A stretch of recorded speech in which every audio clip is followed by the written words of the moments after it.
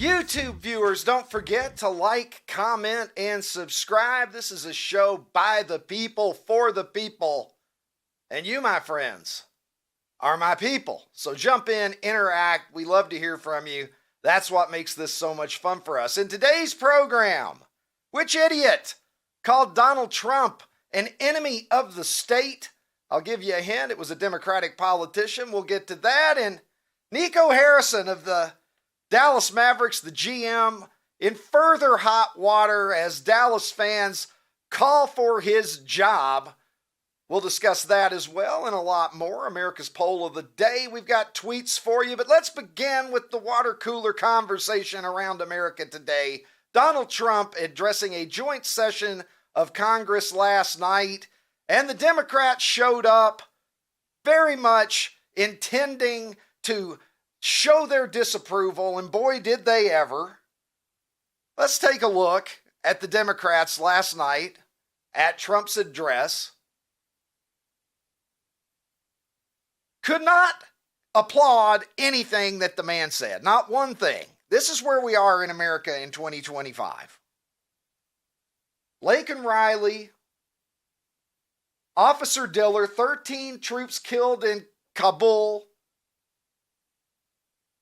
The man who lost his life in Butler, Pennsylvania when he was hit by an assassin's bullet. A child with cancer.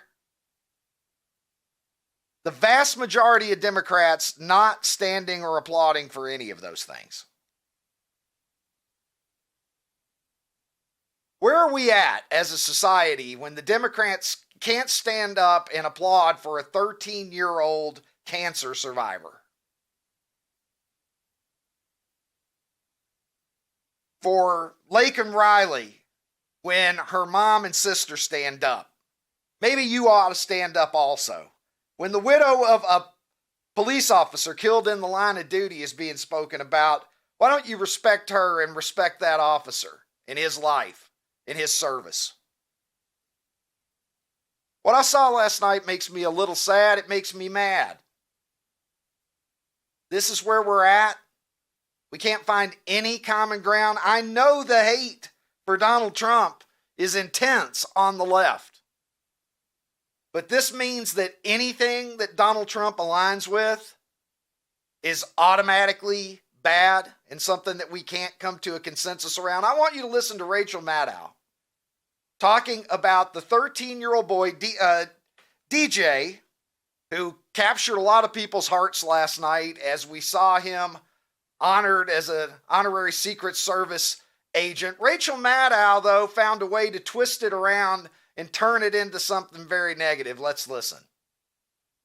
For the record, and this is disgusting, the president made a spectacle out of praising a young man who thus far survived pediatric cancer, as if the president had something to do with that. This was in the midst of him praising Doge. The Doge cuts, among other things, have cut off funding for ongoing research into pediatric cancer. Okay, Rachel. She termed it disgusting. Disgusting. Because Trump didn't have anything to do with it. So did Trump need to perform cancer surgery on this kid for him to be honored or recognized? Is that the case? I mean, tell me, Rachel, explain it to me. Tell me what's disgusting about honoring a child. I would really like to know. I would really like to know. Is that what it is? Is it the fact that Donald Trump did the honoring? Would the Democrats have stood up and applauded if it had been Joe Biden who did it? Would the kid have been worth celebrating then? Would a 13-year-old cancer survivor have been worth your applause, standing up for, recognizing? Is it all because of Donald Trump? I've about had it, quite honestly. I've about had it with this. We have to be able to find common ground on things that are obvious. That's where it begins. I don't know how we bring this fractured country back together with things as polarized as they are and as they've been. But I think that it begins with us finding common ground on things that it should be obvious to find common ground on, like fallen police officers, fallen first responders, Laken Riley's mom and sister, and 13-year-old cancer survivors. Show some class. Is that too much to ask? Donald Trump Jr. tweeting about this.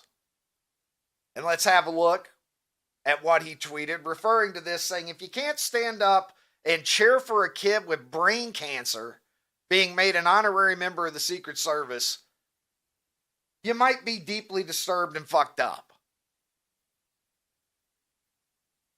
Really, in all honesty, where is the problem there with that? I understand you don't like Donald Trump. What does that have to do with the little kid? And clapping for the little kid doesn't mean that you're signaling that you're on board with Donald Trump's agenda. But I guess when you label somebody as Hitler, you can't go along with anything that they have to say about anything. But they brought their signs.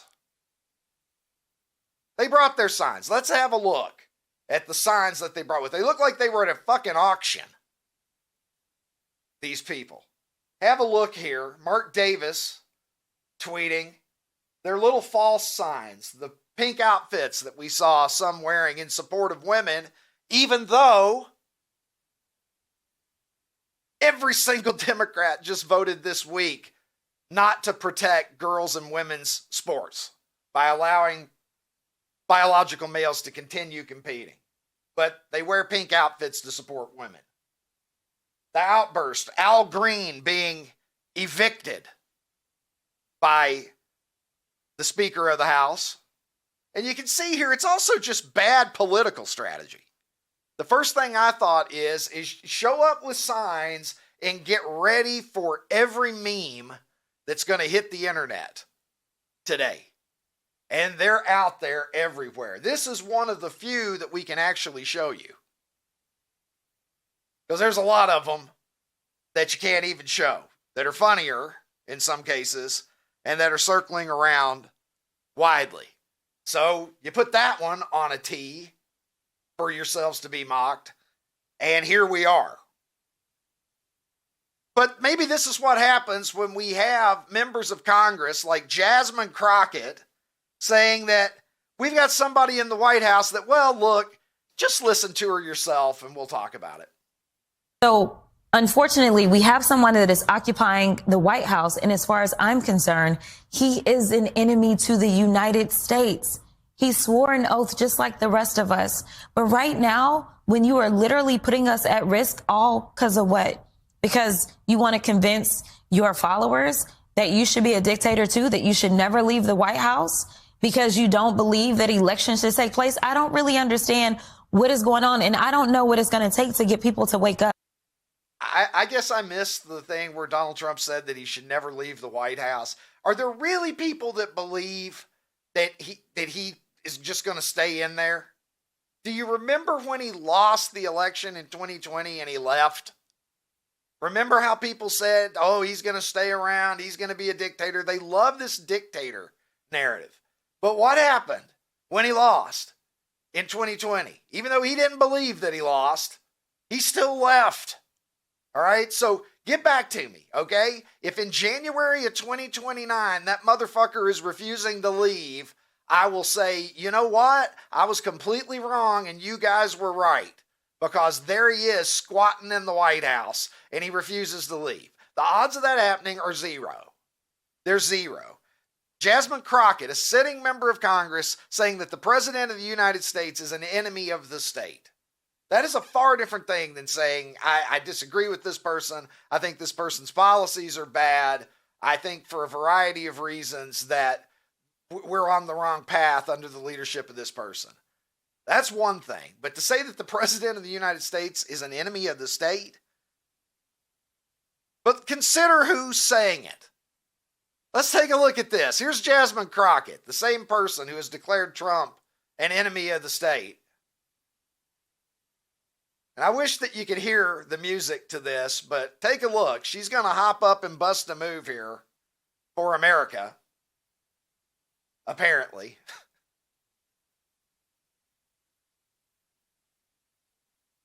Politicians have changed since I was a kid, I'll tell you that. I don't remember back in the 70s or 80s any impromptu dance numbers occurring. But yeah, the lady who gets up and dances around like she's in a music video thinks that the president's an enemy of the state. Look, I've said it before on this program. I think that the Democrats have lost the plot. Take a look at this tweet. It sums up some of my own sentiments here. Imagine someone saying the president's an enemy to the United States for not entering the United States into someone else's war, says Matt Van Swall on Twitter.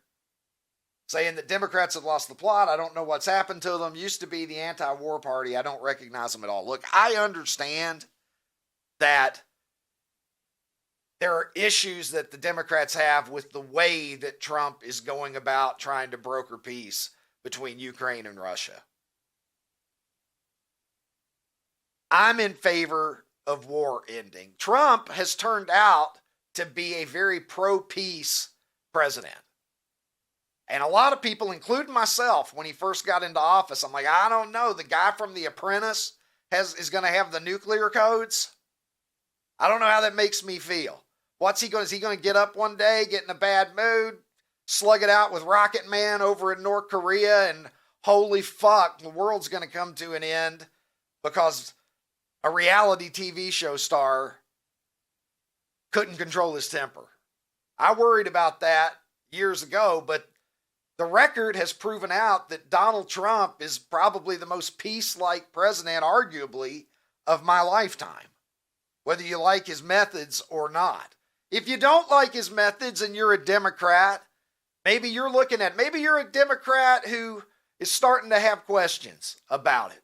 Maybe you're looking at it and thinking, well, what are we doing? I don't agree with some of the things that my party does now, and I don't know how I feel about it. I'm not ready to switch teams. Maybe you're looking for a candidate. We said on the show yesterday, Tim Walz is talking about running in 2028. Kamala Harris very likely still has aspirations. Is she going to be popping back up in 2028? I wouldn't doubt it, but there's some new blood that might be in the game. Possibly, at least he's talking the talk. Stephen A. Smith sitting down with the ladies of The View and saying that, well, who can beat him on the Democrat side if he decides to run in 2028? Maybe nobody. Let's listen to Stephen A. I mean, right now, in the polls, you're nearly tied with Pete Buttigieg, AOC, Governor Gretchen Whitmer. You have a higher favorability than John Fetterman and Vice President Harris. What do you make of this? I make of it that citizens, particularly on the left, are desperate. And I mean it when I say it. I think I can beat them all. And I have no desire whatsoever to run for office. I am not a politician. I am not qualified. But I know this much. When you consider who's on the other side and how he's gotten away with saying very little in terms of being coherent and articulating his thoughts clearly and concisely and what have you. This is not something that he's known to do. Yet and still, he has owned the Republican Party since 2015. Not only has he won, the Republican constituency has said, we don't want anybody else but him. We don't want DeSantis. We didn't want Haley. We didn't want Christie. We didn't want Ramaswamy. We didn't want DeSantis. We didn't want anybody. We want him. What does that say about the Republican Party? It's not about what it says about the Republican Party. It's about what it says about the Democratic Party. Why? Because in the end, if you think about him being impeached twice, 34 felony counts or 34 felony convictions, and they still elected him president, it's not about him winning. It was an indictment against the Democratic Party and what the Democratic Party was offering to American citizens. We might sit up there and talk about, hey, you should be a party for the working class, which the Democratic Party was once known for. They're not known for that right now. Why? Because their message was catering towards others and towards other issues, and they forgot about the people that brought them there, that elevated the Democratic Party to what it was over these last few decades. That's why they lost. He didn't win. Well, the let's Democrats remind lost. people what Stephen A. is loving this so much. Stephen A. gets to have his cake and eat it too here. On the one hand, he says, I'm not interested in running. That's not something that I'm going to do. I don't have any interest in doing that. But at the same time, I have to tell you that I would be the greatest of all time if I did. And here's why I'm the greatest of all time. Stephen A. thinks that he's going to sit on the sidelines and get drafted, apparently, in 2028. He's waiting for the Stephen A movement to come up within the Democratic Party. I don't know that I would hold my breath if I were Stephen A., but the sad part is, you know what? He'd be far from the worst option. Honestly, he would be far from the worst option. He might actually be one of the best options. You know what? As much as I want to tease Stephen A. and kind of poke fun at him for his massive ego that he likes to stroke, you might be right, Stephen A. You might just be right. I've heard worse ideas. Here's an idea that's worse. Take a look at this. Although it was an admirably ambitious idea, the Nerf woman proved to be a catastrophic failure when it was introduced in 1977. Am I the only person who is having a primal urge to grab that afro and dunk her on the basket that hangs above my bedroom door? That is not Photoshop, by the way. I tweeted that once and somebody said to me, that's Photoshop. No, it's not. It's the 70s. We didn't need Photoshop to be stupid back then. We were organically stupid. It wasn't synthetic stupid. Let me now bring in a man who is never stupid, but who is good at calling out the stupidity of others. I speak, of course, of the international streaming star who joins me from Nashville, Tennessee. He is, of course, Ronnie T-Shirts. And Ronnie, I know that you were watching Trump's address to the joint session last night with great interest. You were texting me. You were sending me links. What's your takeaway on what you witnessed last night? Well, I'm pretty sure that Trump watches our show, because at one point last night, and I'm paraphrasing, he looked out at the audience and then he kind of looked over to where the Democrats were sitting and he said, "There's nothing I can say that will make you happy, that will make you stand, that will make you smile. I could solve a terrible, terrible disease and you still wouldn't applaud me." And how many times have we said that on our show, Ricky? We talk about it all the time. I said yesterday that the Democrats were a-holes. And they proved me right last night. Like, that was some of what I was watching was absolutely disgusting. Like, I know that some of the Democrats, they're thinking, oh, the kid DJ that survived cancer, oh, you're just using him as a prop. No, how about this is just a situation where they just made this kid really happy. I mean, the video out there of DJ hugging the CIA agent after he handed him his little badge. I mean, if it didn't make your heart melt, I don't know what would. So it just feels like I predict a lot of things. Trump, of course, watching. I obviously I'm kidding, but saying the same things that we said. And the Democrats are a-holes, Ricky. Like, it was disgusting. Look, I want to, be fair here in saying they didn't invent not applauding and clapping for the other guy. Because I remember, wasn't it Obama? Was it Tom Wilson? Was that the guy's name that got kicked out when he said, "You lie" or something during one of Obama's speeches to Congress? Scalia said something once. So, I do want to say that, like, boorish behavior from the other side was not invented by the Democrats last night. Absolutely. Just to be fair. But my point is there were a couple instances there where it had nothing to do with Donald Trump and the MAGA movement and whatever it was. It was just show some damn respect and show some sympathy and empathy. And my God, like, the things that some of these people have gone through and lost, like, you could at the minimum given them a golf clap, and nothing, just heads down, ignoring what was happening. That's what I'm talking about. They didn't need to stand up and applaud Trump when he talked about any of the things that he's trying to accomplish. That's not my point at all. It's the human stuff. That's where I had the problem with it. Look, I agree with you. And I mean, Was the kid being used as a political prop in a sense? I mean, yes. But both sides do it. I mean, how many times have we heard Hillary Clinton or Joe Biden say, I met Carol, a young mother of 28 with 3 children under the age of 5, and she can't pay for her prescription drug, right? We've seen these things used in politics since the beginning of time. You know what? It's a feel-good story. Whatever reason the kid is there, it's a feel-good story. Applaud for the kid.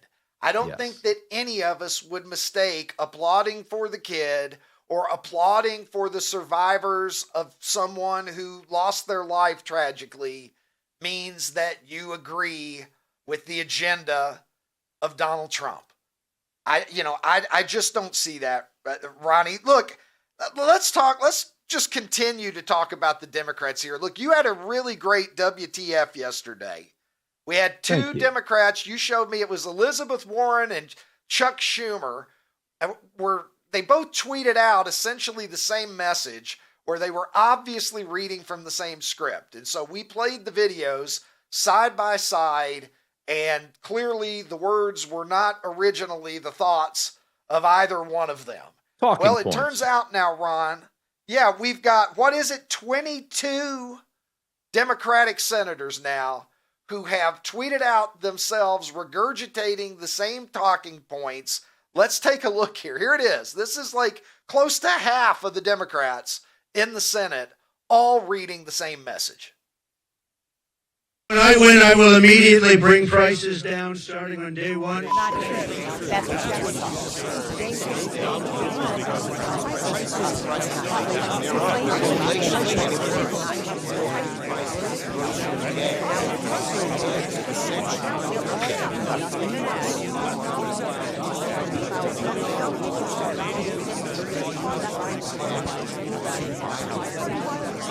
How embarrassing.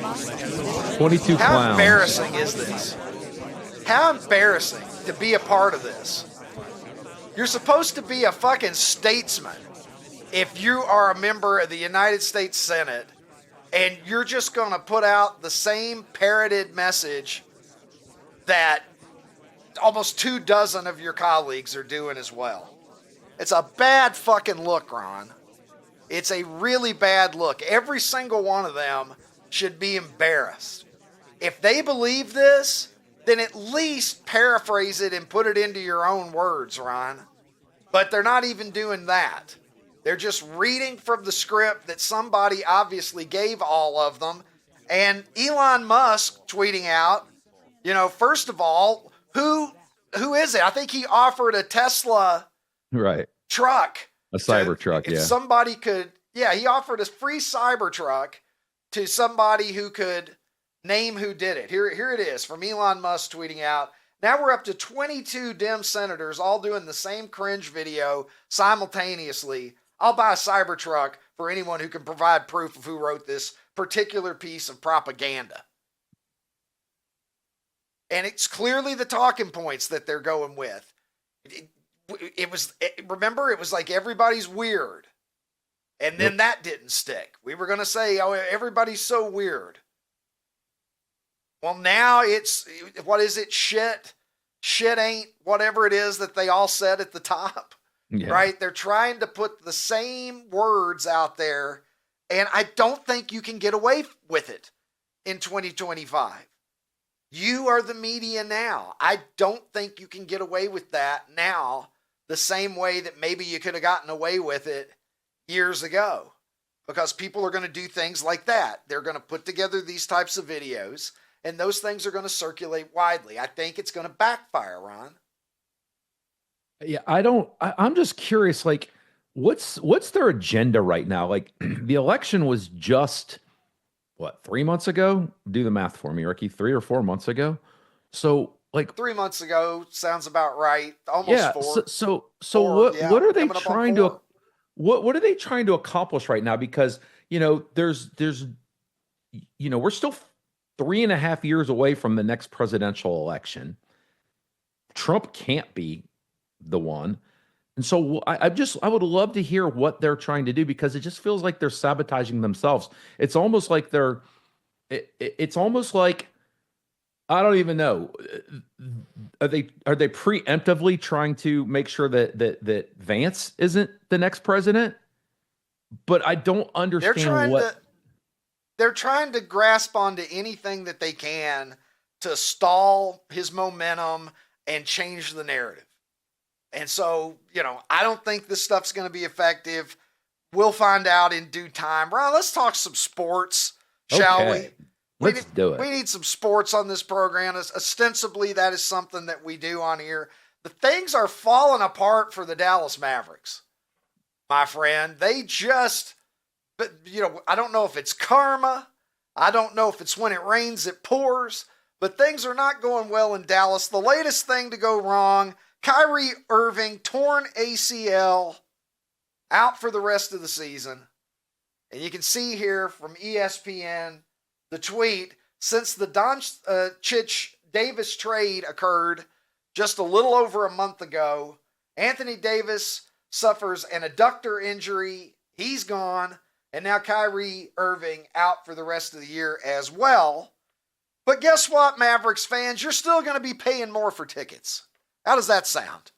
How would you like to go from Luka to now you got nobody that's that interesting left on the court? Klay Thompson, I guess. You can go out and watch him shoot threes. They're raising ticket prices 8%.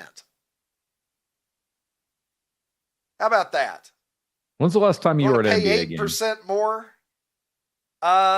Last year, I saw the Mavericks when Luka was still with them, actually. Oh, that's right. You saw it in Madison Square Garden, right? Here, yeah. Yeah, the Fire Nico is still up there. They want that extra money so that they can invest in the team, Ron. Invest in the team where we just got rid of our franchise player before he turned 26 years old. But now we're going to invest. We need a little extra ticket revenue from you guys so that we can invest in the team. How's that going to go over with you if you're a Dallas Mavericks fan? I don't even know who buys tickets to these games. They're just the last time I went to an NBA game, I was so bored. It fascinates me. It fascinates me how they can just keep spending or charging all this money and people keep paying it. So I guess what do I say, Ricky? The market speaks, right? So the market's going to speak. The market always speaks. Yeah. The market always speaks, Ron. Look, it may be tough right now for Mavericks fans, but throw on a little Gordon Lightfoot and everything will be okay. It's sundown on the Luka Doncic era in Dallas. Sometimes I think it's a shame when Gordon Lightfoot gets feeling better, when he's feeling no pain. Sundown, you better take care. Luka is a Laker, and Anthony Davis strained his groin. And Kyrie blew out his knee. I don't know. I'm a Gordon Lightfoot guy, though, Ron. You are. I enjoy Gordon Lightfoot. He is a Canadian. Hey, OutKick fans on YouTube, if you enjoyed this episode, hit the subscribe button and make your way over to OutKick.com where you can watch the full episode.